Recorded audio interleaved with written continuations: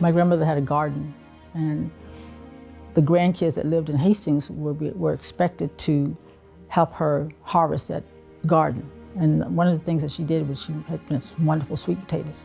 So she would plant sweet potatoes, and we would help her dig up the sweet potatoes, and we would share it with the neighbors. For me, it carried me, because if I'm sharing when I didn't have very much, how can I not share when I have attained a little?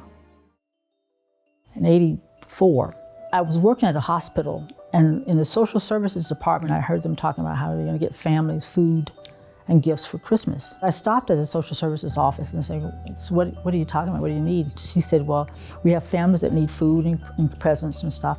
And so we started, they called it the Emma's Elves Project, and it ran for 11 years. During that time, Joan and I, we figured out we had bought presents and food and clothing for about 2,000 people. We had like 250 volunteers, most of which were the gay community in Dallas. And we bought incredibly. The gay community is a very giving community. It's a very giving, loving community.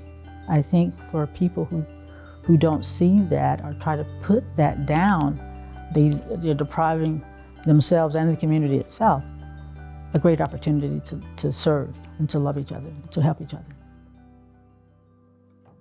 How we got to get custody of Trinity, it was a long process. My mother kind of abandoned her.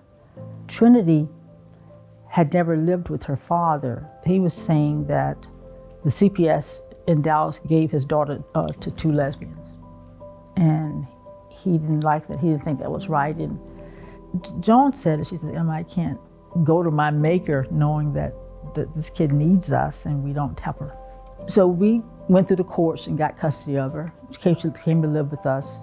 And it was actually a little difficult for her once we got her, because keep in mind now she was 14. And at 14, when you've been beat down like that, it's hard to believe that when people start pouring love at you, you gotta go, why? Or is this short-lived, or am I gonna get this forever and ever? So she had some things she had to work through, and we allowed her to work through those things. And we are very proud of the woman she's becoming. Early on, I had that professional life I led, and I had a personal life I led, and Joan was in the personal side, but not so much the business side. But Trinity made that come together. It's kind of easy to feel good about yourself when your child feels good about you.